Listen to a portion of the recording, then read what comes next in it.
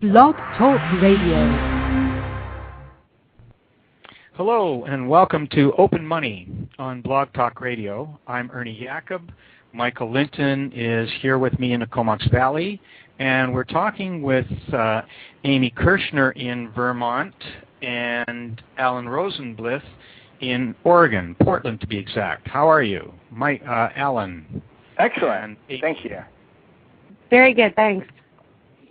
So we were going to start off with a little bit of an update on what's happening with community currencies and open money in Vermont and in Oregon, Portland in particular.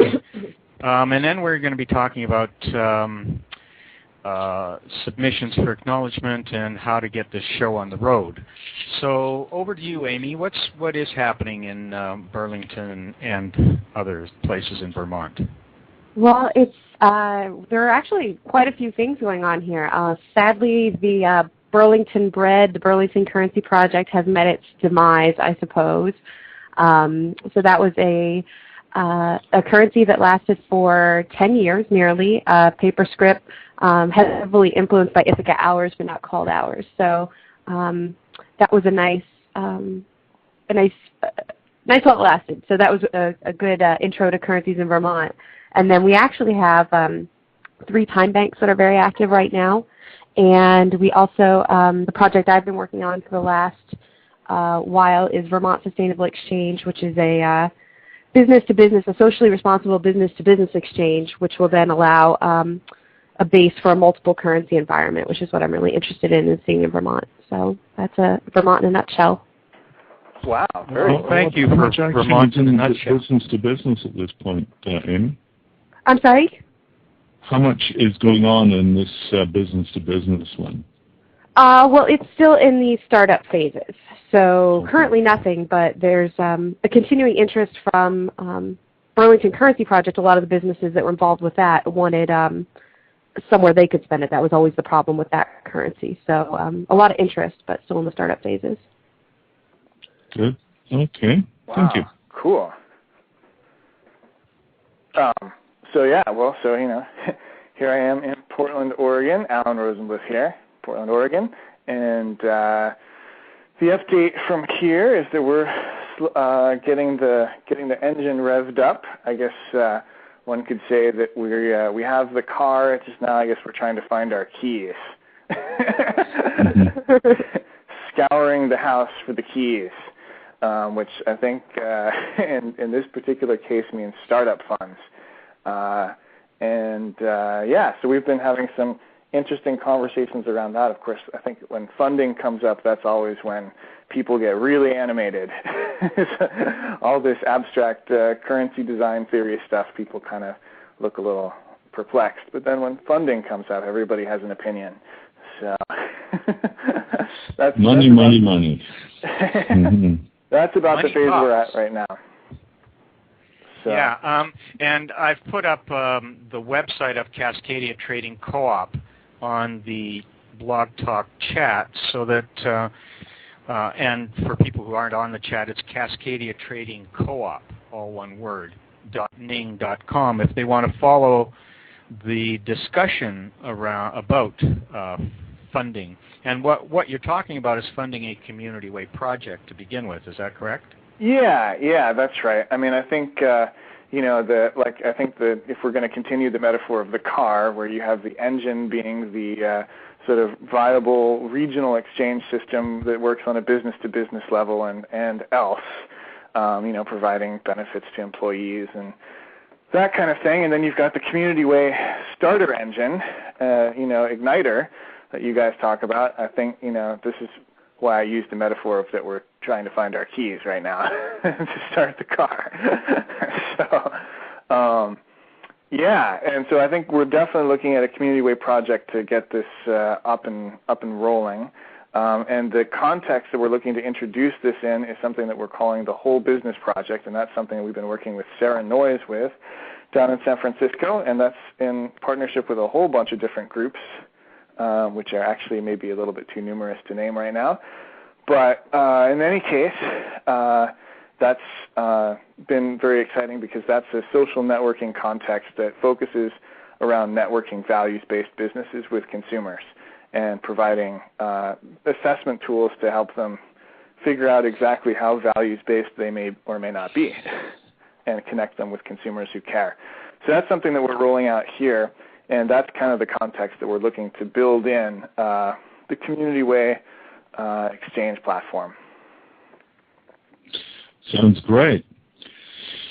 Now, the core message within the Community Way project is very simple. It's showing to a business that it can, first of all, issue a money, but that the only money that it can issue is of a limited viability. It can't print Federal Reserve notes. That will get it into a lot of trouble.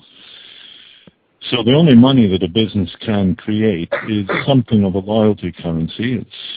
It's a social currency. It's a money that a smaller group of people will use rather than the entire United States population and the rest of the world. So the first message to a business is you can create money. The second is it goes round in loops. It goes round and comes back. And that's fundamentally all we're saying to them. Now, tying it into sustainability, social justice, environmental issues, so on and so forth, is wonderful. And it definitely shows up the distinction that conventional money pays no attention to the environment or social justice or anything else at all. So the distinctions, the moral, the ethical, the community base will emerge quite simply from the fact that this money goes round and round and round. Now, we can add to that with moral considerations about energy, environment, whatever, but fundamentally it's the money goes round. That's the story in Community Way. Now, the question then is, as we're teaching businesses how the money goes round, we as system protagonists also learning what this money does and how we can use it.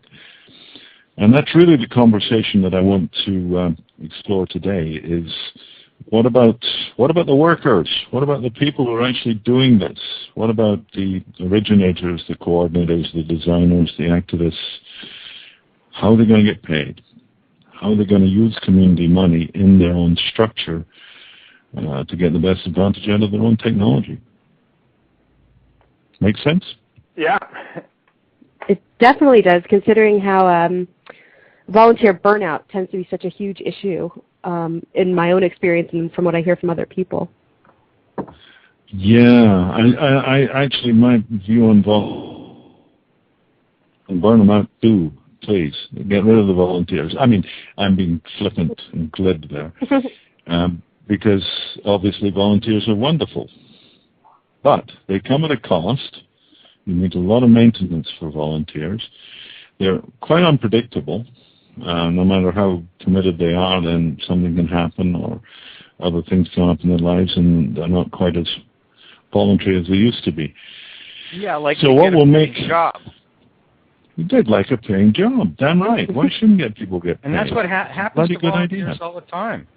In many of the organizations I've worked in, I mean, it's the problem with volunteers is that you just can't count on them. No, they're not a reliable base for a business plan.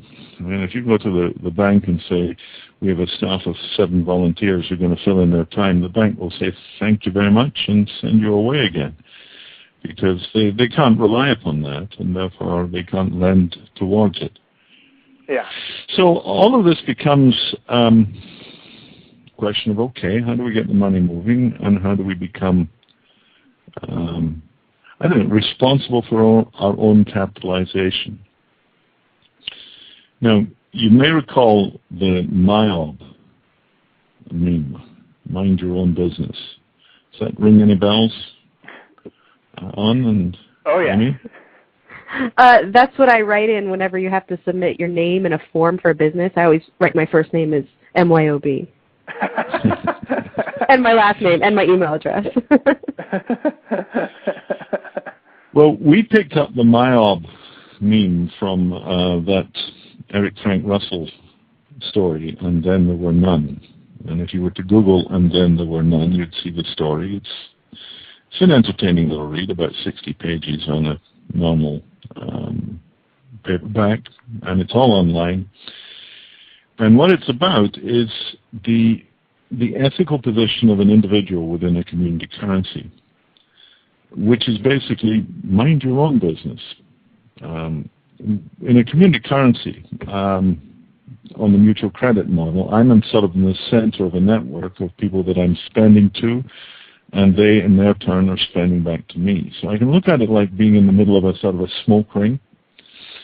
I'm in the center, and I spend money towards the bottom, below. It goes away from me, but somehow through the magic of the smoke, it shows up with people who will spend it back to me.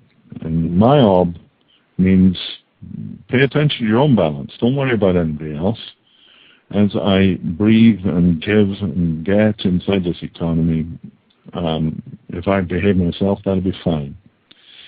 Now, minding our own business, M-O-O-B, move, is about having the same attitude towards a group project, that we are responsible for our actions and we can build an intent and a commitment into our process that we can rely upon. Perhaps not absolutely, but at least it gives us a measure and a benchmark and some degree of coordination. You see, if you start and here the core idea of a mutual credit currency is that it starts with nothing. Everybody's at zero. Then you get some trading going, and some people go positive and some go negative. And that just carries on. Excuse me when I kill these phones so they don't make that noise. So the mutual credit starts out at zero, but then there's people positive and negative. And this is like sort of an accordion, a squeeze box. It comes and goes. It expands out, it comes in again. It's like a bunch of little spring-loaded oscillators. We breathe out, we breathe in. We swing from side to side of the accounts. But the amount of energy in the system is basically how much positive in balance with how much negative. Now, when you start the system, what you've got is an idea and no capital, no energy, no momentum, nothing happening. After it's been going for a bit, you've got people balanced in the positive and negative. There's momentum, there's energy in the system. Our point about the financing of a community currency initiative is you use that same idea to create the capital to get yourself going. That is, if you had a bunch of people keen on starting community currencies in your region, and you say, okay, how much are we in for here? Are we serious about this? Are we taking this realistically? And if some of the people think that this is, a $10,000 initiative, and other people think that for them it makes $40,000, $50,000 in cents over the year, like their world would be $50,000 better if this currency system operated, then you start getting some perspective on what we want to have happen. Okay, then conjecturally. Okay, hang on, Michael. Michael, I just want to cut in here and just say that for people who aren't familiar with community currencies and all that, the same proposition holds for making a movie or a theater project or something like that. Yeah, absolutely. It's just a general, who's up for this? How much are we up for? What is our sense of commitment to it? Now, if Alan, you're involved in a film project yourself. Oh, yeah. So you can understand how that can work. Yeah, well, in a sense, yeah. You see, as soon as you have declared your commitment and interest in this project, say there's 10 of us and we want to put together a film project, and we think we can spare this much of our time and energy over the next 6 weeks, 6 months, whatever the time scale. The declaration of that intent, I go 10,000, Ernie goes 15, Alan says he can do 5 or something. If we add up all that declaration of purpose, we end up with the project has, say, $40,000-$50,000 worth of commitment from us. It's a positive in a community currency model. They've got 40,000, the project. What is that 40,000? It is the sum of the negatives, the commitments, the investments that we are saying we are willing to put into this.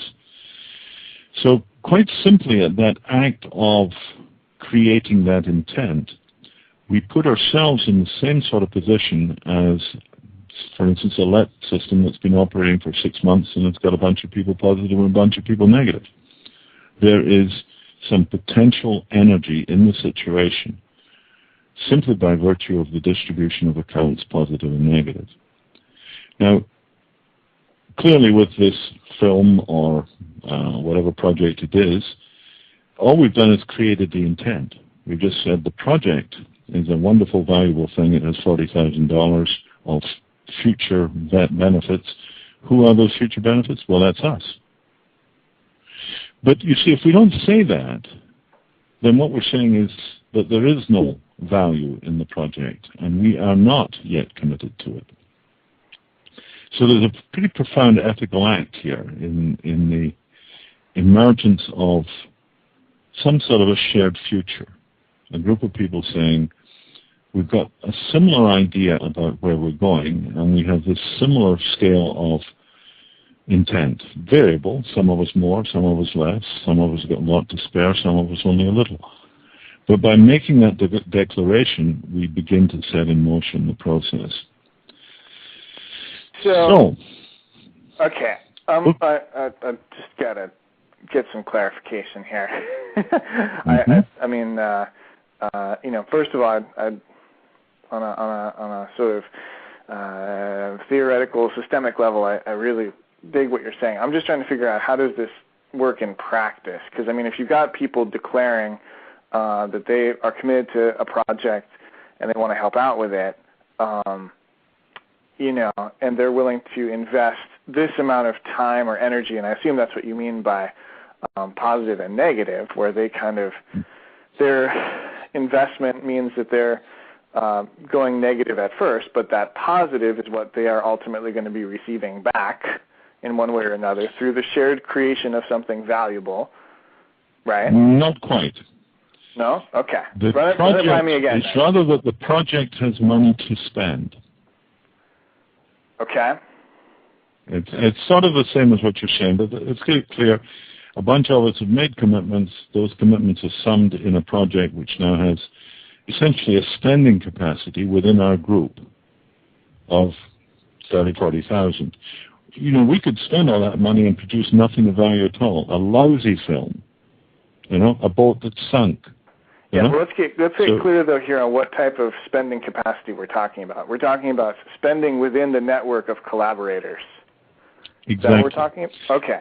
So not spending like... Well, okay. Yes, there's that, and also the consideration that some of those contributors are contributing cash money, U.S. dollars. Okay. So it's kind of I want to support Sierra Club, and either I can go out and canvas or I can write them a check. These are the two ways I can support it. Well, or if you're a dentist, you can do dental work for the canvassers. Gotcha. Okay.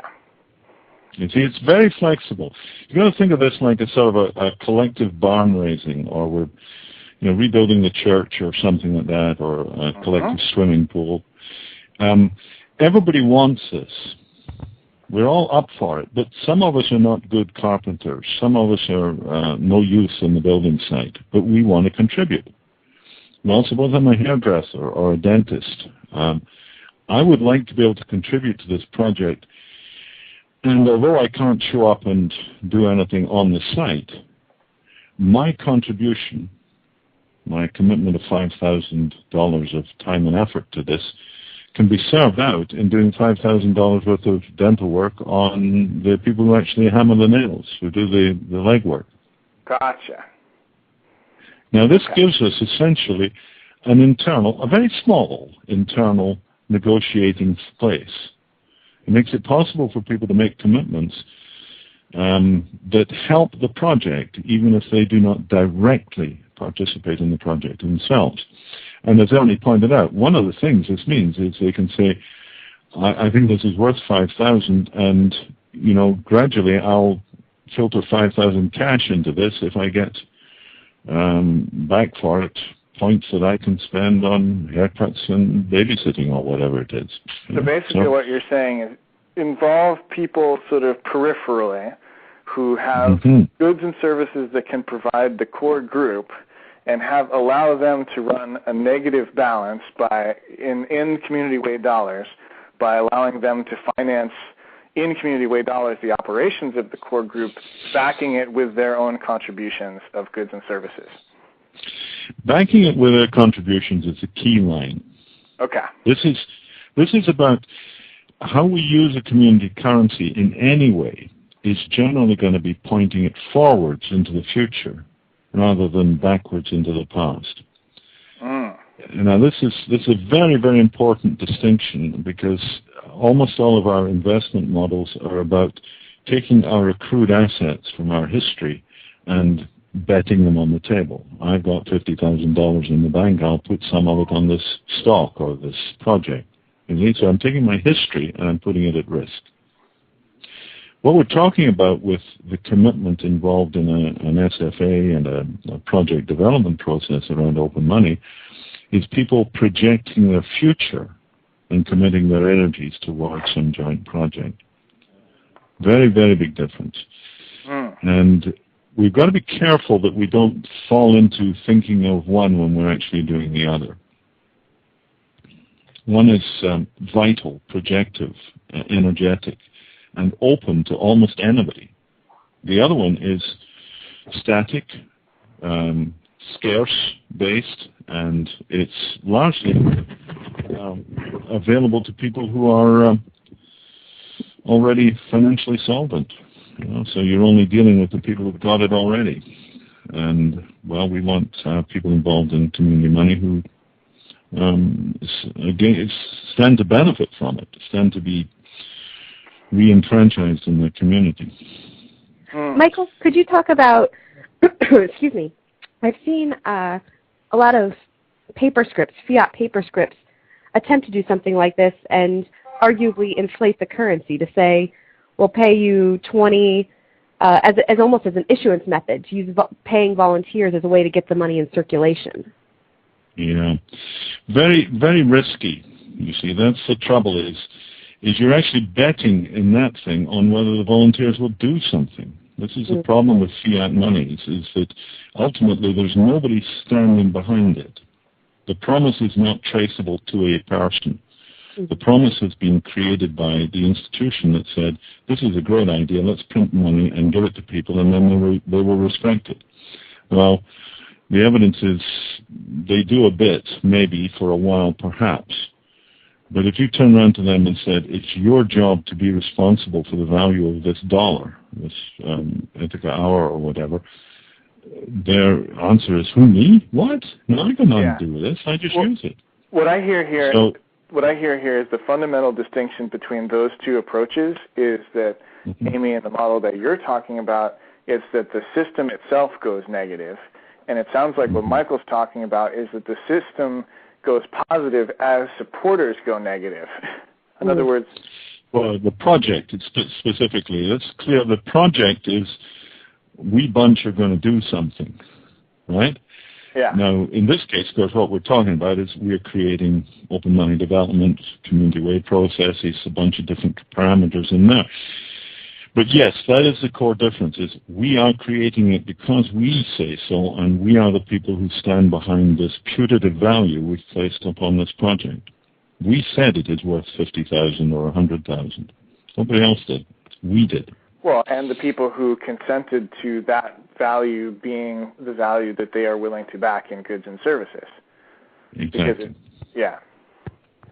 So, that's when you submit a budget and you say, okay, well, we think we can get this project off the ground, hypothetically, for $40,000, and then, X, Y, and Z is what we need, and then people come in and either approve the budget or don't, and if they approve it, then they can back that appropriately with their goods and services. I mean, the thing is, my question here, though, is that, you know, I think that works when you're talking about general use businesses like grocery stores, clothing stores, you know, that kind of, you know, bakeries, the butcher, the baker, the candlestick maker sort of thing. And I'm not sure how that applies to people who want to support it, who have more specialized jobs, more specialized. I mean, does that mean that they just choose to back it then with Federal Reserve dollars? And that's not necessarily. We've got to be a little more focused here to answer those questions. It's the difference between the swimming pool, building the church, the swimming pool, where broad population might be interested and a whole broad range of skills might be redistributable to make it work. When we're looking at the pinpoint of financing an open money development group, we want to be a lot more focused on who has something to contribute.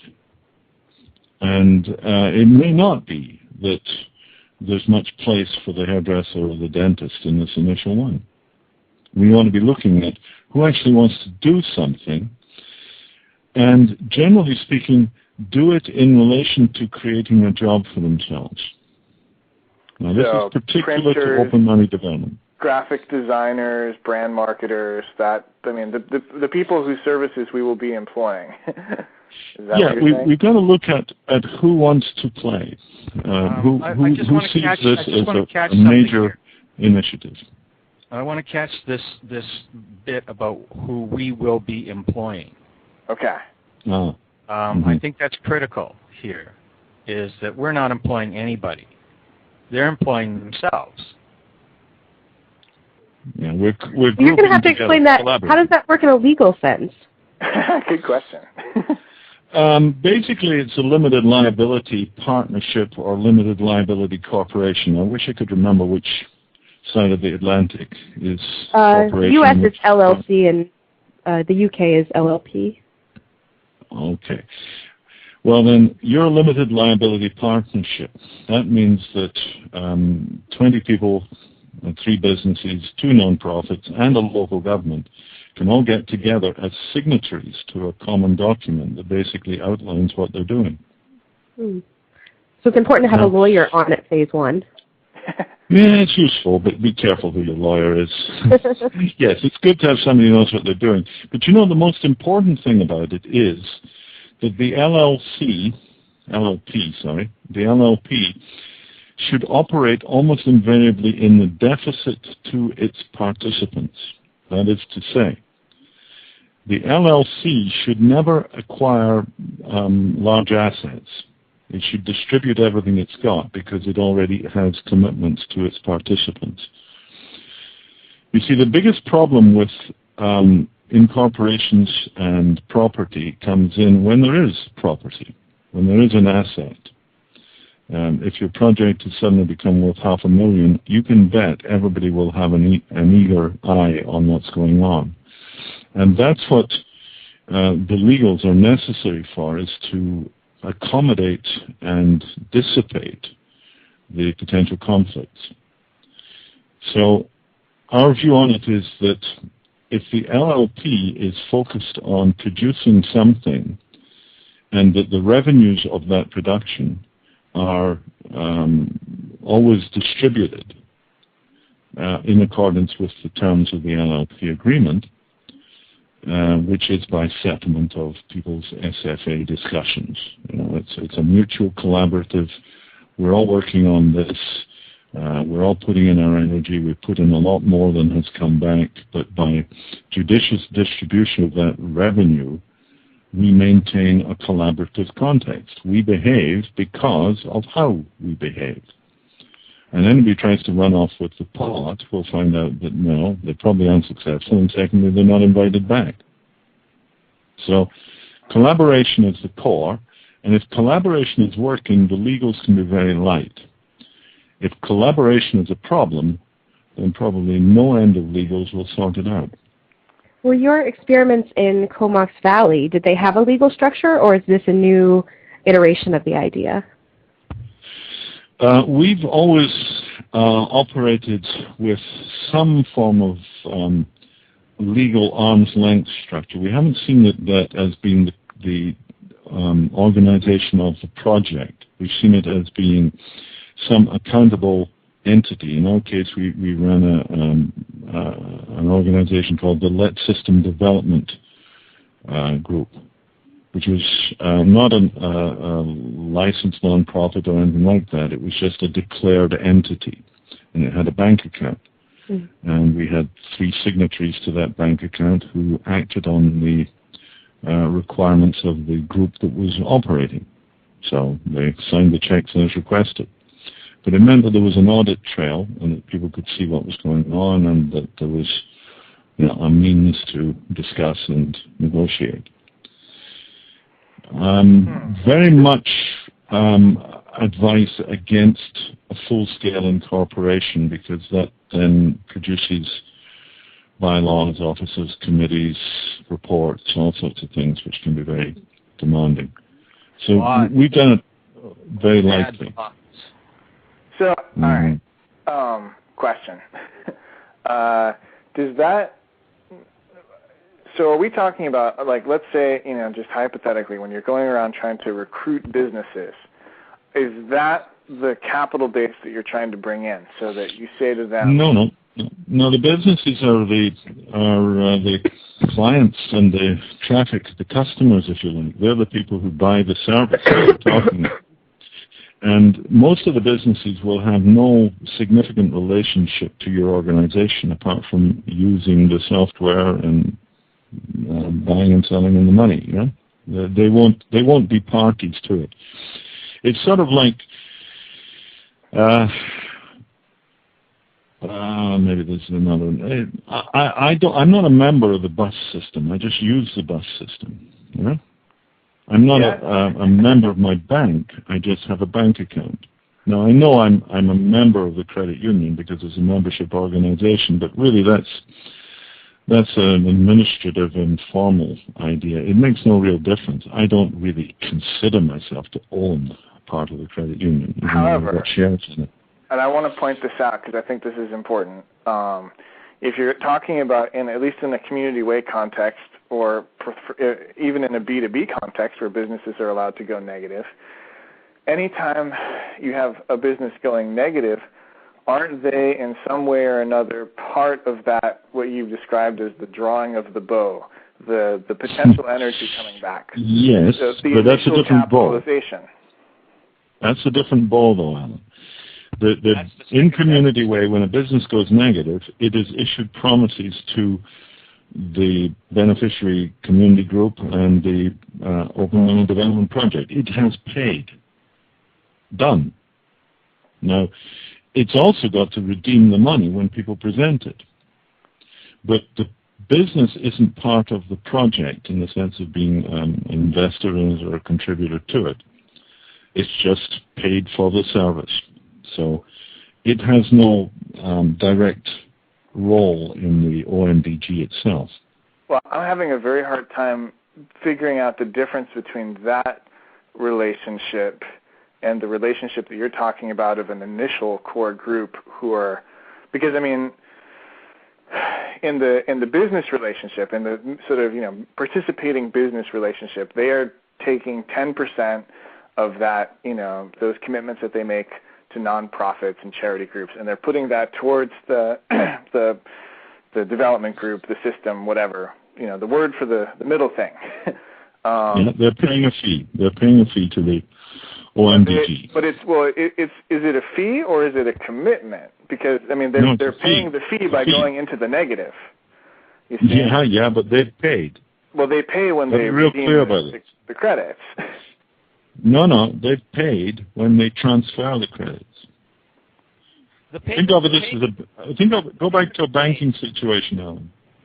If I go to my checkbook and write you a check for $50, then you've got the $50. Okay. Same thing here. I go to the community weight model and I decide to pay a fee of $20,000 or something, or 200, whatever it is, $1,000. when I make that payment, sure, my account goes negative, and I have obligations to redeem my money. That's for sure. Just like if I went negative in a line of credit or an overdraft, I'd have obligations.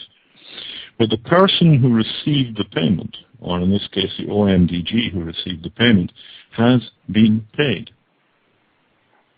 You see, so that's very different from inside the OMDG, where half a dozen people have said, I'm up for so much effort, I'm up for so much energy. Those are commitments to provide, and they're internal to that group.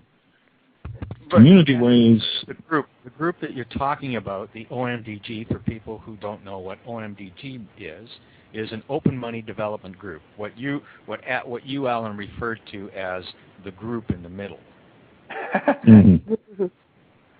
I'm still having a really hard time parsing this, because if the group in the middle is making commitments to carry this thing into the future, I don't see how that's functionally different from the business making a commitment to redeem a payment medium in goods or services. I mean, because one of them is wide open. The second one is wide open. It's the business has issued a promise, and that promise it's given through the beneficiary group, and it is liable for the redemption of that promise to anybody who shows up with it. Okay. I think it would be helpful to put this a little more temporally, and can I lay it out, and then you tell me if I have it right or not. So there's a group of people who want to come together to form an open money development group. They are activists, they are businesses, they are people who will contribute both time and labor. They form an LLC or LLP, which says that some businesses will contribute goods and services, some people will contribute U.S. or Canadian dollars, and other people will contribute purely effort, and then they will be paid for that effort by a submission for acknowledgement. What I'm having difficulty is, and I think this is where Alan's leading, is that if this was a regular business scenario, the people who put in money and the people who put in goods and services would get it. There would be an end date. There would be a payoff when the business is sold, and they would receive a premium for their risk. And then it would go into the normal trading scenario. So what my question is even though it's a community project, is there a premium for the people who took the risk, because it is a for-profit corporation as an LLC and LLP, and then once that happens, they can sign up to become a regular trading member once their initial obligation has cleared on the, am I off on that one? Yeah. It's sort of mixing two or three things together. Okay, clarify them. Yeah, just like that. Okay. All right. The premium for participating in this project is that the project is successful, and that the people who have made commitments and fulfill those commitments, they say that I'm going to do a bunch of work. They do that bunch of work. They're paid for that bunch of work, and at a good rate. Now, ownership, no, there isn't a thing to own. What the Open Money Development Group does is it creates a process which it's giving away, fundamentally giving away. I know we get a fee for the businesses at the beginning in that process, but the fee is for training them. It's not for the idea. The idea they can have for nothing. They can have it. It's on the web now. The idea is available. We're not selling any ideas. We're not restricting access to this process. So the development group is not building an asset in the conventional sense. We built this ice cream parlor and we're all owners of it. Or we built this film and we'll share in the box office. Now, yes, the Open Money Development Project has a predicted revenue, and the participants in the project share in that revenue according to the LLC and their mutual negotiations. But they're not going to come out as privileged owners. They're going to come out as privileged contributors, if you like. Now, This initial SFA, or contribution assessment, when we say, I think this is a good project, I'm committed to it, you can count on me for $20,000 of my time, effort, or cash over the next 6 months or something. This is sort of a budget projection. It's how people scope out their mutual commitment and the scale of the project and their collaborative engagement. How much are we into this? Because obviously, if one person's into it for $20 and another into 20,000, you don't have a strong equivalent. So here's a question: when the people who are contributing the labor sign up and they say, "I will take cash, I will take community dollars," or I do need a root canal, then would you go out and say, "We recruit a dentist specifically to join this OMDG," knowing that that's something of value? No, that would be a tedious way. No, the point about the OMDG is that if you do it right, it becomes a cash cow very quickly. We don't want to look at this as a long-term, how should we build this thing and float it for 2 years. Basically, you should look at a community-based startup as a 3 to 5 month model. That's not to say it won't go longer, but if it hasn't turned itself into a cash-paying proposition in 3 months or so, then you've probably got a bigger problem. Okay, so let's, get down to brass tacks here, which I'm very fond of saying these days. Let's say, hypothetically, I'm one of the people who really wants to, spend 40 hours a week getting this project up and running. And now I have commitments of my own, like paying rent and, shopping for food and. Yeah, like keeping the wheels turning. You need to make your life work. Now, unless you're financially solvent and you've got a trust fund looking after you, you my need to landlord, see income in cash. My landlord. So part of your. But my landlord doesn't take an SFA. So if I'm being paid in SFAs, then how do we get around that 3 month turnaround time? Do you see what I'm saying? Well, yeah, I do indeed. And my answer would be specific to an OMDG. The answer would be bloody fast. If we're talking about a movie, I'd say could take time, and God only knows what it'll produce. We're all familiar with movies that cost a lot more to produce than we've ever realized, right? The premise behind the OMDG is that we're actually doing something incredibly simple, incredibly lucrative, embarrassingly lucrative. This makes so much money that we have to wrap it up in charitable giveaways. You know those corporations that say we give 10% of our earnings to charity, and that's an extraordinarily powerful statement. We're saying we're giving sort of 90% of our earnings to charity. Now that's a deliberate way of protecting the 10%. And that needs protection because it's like stealing candy from kids. Making money with open money is absurdly easy. So the answer, Alan, to your question is get the businesses engaged, set up your exchange process, and you're in cash. Don't look for dentists. Looking for dentists is not appropriate for an open money development group, unless they're willing to put in cash. All right, but so basically, Alan, what you've got to say is, if I want to make this thing my life action for the next 6 months to a year, and if I see it as being realistic, the thing had better turn over $2,000-3,000 in cash for me every month. Yeah. And you can make that statement in the setup. You've got to make that statement for it to be realistic. Yeah. What do you need? Yeah. So, but I guess my thing here is that there's a change that needs to happen for me to realize that $3,000 cash. Now, I get the fact that the second the business is on board and, donated these community way dollars, that we get a 10%, amount of that. And that's, okay, I get that. And that there's no shortage of community way dollars coming into the OMDG. Yeah. Okay. So it's a very profitable organization. That's the first point. I got to make second point is you can way thing here, and that is that it's not 10% of. It's 10% on top of. Charities get 100% of the donation. Yeah. There's no drag, no interference. And businesses pay about 10% of that amount in a fee to the Open Money Development Group. Okay. Well, I mean, in either case, what's happening, I understand completely how the OMDG gets a solid revenue stream denominated in Community Way dollars.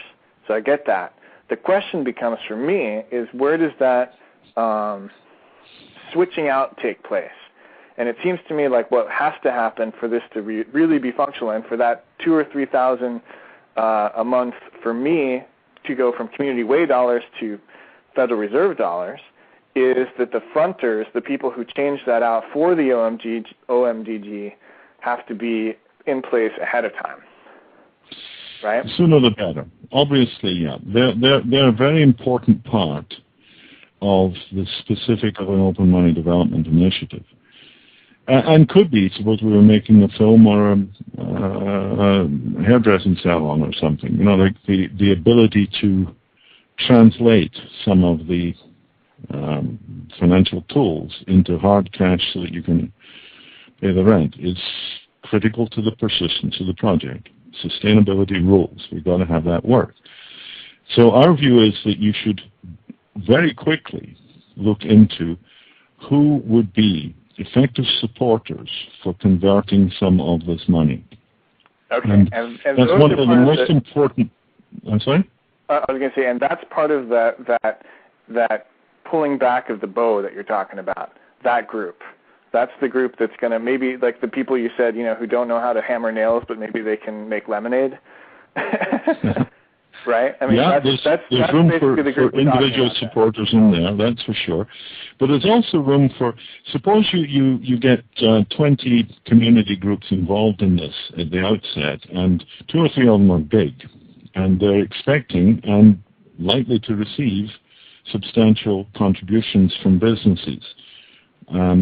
In fact, they know 5 businesses, and they're willing to talk to the businesses. So you don't even have to do the selling to the businesses, because now the particular beneficiaries are eliciting these donations. Well, you look at the scale that the nonprofit or the beneficiary group is going to be dealing with. They could be dealing in hundreds of thousands, even millions of dollars quite quickly. Now, these are Community Way dollars. Obviously, they have a huge interest in, first of all, the generation of this fund cycle, and secondly, in its convertibility by the general public, by anybody. Well, one of the ways they can do this is they can do a bit of conversion for you. You see? All right, they're getting $100, you're getting 10, community. Suppose they said, tell you what, we'll take 110 and give you 10 cash. You see? So the beneficiary organization could be one of your primary supporters, or one of them, in fronting. Wow. Okay. Could you clarify the beneficiary organization is the nonprofit in the Community Way model? Yeah. Or, generally speaking, let's characterize them as 501c3s, perhaps an umbrella group of such in your region. Maybe it's the United Way who join in with you and say there's a great idea. No, we want to support it and make it work. We realize you need cash flow. So as you've generated $1 million for us and N1,000 for yourselves, we'll flip some of the N1,000 that you made in operating revenues into cash so that this whole damn thing works like clockwork. It's in their interest to do so. So, this sort of seems like a role for foundations or grant makers or things like that, right? I mean, it's very much in that view. Because, they're not, they give the cash and then they have the Community Way dollars that they go and then redistribute to other nonprofits. Okay, I get it now. Other nonprofits. Yeah. Plenty of groups. Now, the other 2 keys on that, one is the local government. And if you've pitched this as sort of maybe a youth employment enterprise, a method of training the grads from the local technical college or the commerce college or, or street people, or who knows how you pitch this into your action plan. But your local government may be very interested in contributing to the support by being a converter, a fronter. Yeah. And that's the only really effective place they can come in. A further one, and it's important to mention this quickly, is the banking institution. There's plenty of extremely ethically organized banking institutions, credit unions, whatever, who would be very supportive of this concept and would want to be community way participants and founders. But they have one big problem, that they cannot be negative in community way. A bank cannot be an issuer of virtual money without severely compromising its position in its conventional fiscal world and compromising the integrity and understanding that people have of the community money. So the banks can only be positive. Well, if a bank wants to be in this and donating, therefore it has to find a way of acquiring it. So the best way they can get it is they can buy it from the development group. And then they're in a position to be donors. And then everybody's happy. And the banks are in the middle, and they're behind it, and they're very helpful. So that's, for instance, that's the reason I'm going to France next month. I'm going to talk to the banks. Because we want some banks, both at a global and a local, regional levels, all scales, who are willing to take on this role. Wow. I think I understand this a whole heck of a lot better now. Well, that's jolly good, because I've got to go right now. My next appointment. Just in time. Yeah, and I will be in real trouble if I don't. So I'll leave you and Ernie to sort out any last details, and I assume it's all handled. Okay, guys? Thanks, Michael. Have a good one. Bye, Michael. Good one. Thanks, guys. Bye now. Okay, he's gone now. We can talk freely. That Michael. he might still be on. You never know. He's listening. Yeah, that's true. That's true. Anyway, so Ernie, I want to know. Well, I want to know, Ernie, what was your? So you've given this speech to people a lot, to real people. Given what? Sorry. The Community Way speech, the SFA speech. Oh, you need the pitch. You need the pitch. Yeah. To business? Oh, yeah. That's dead easy. Wow. Yeah. Well, And did you actually work on an SFA model?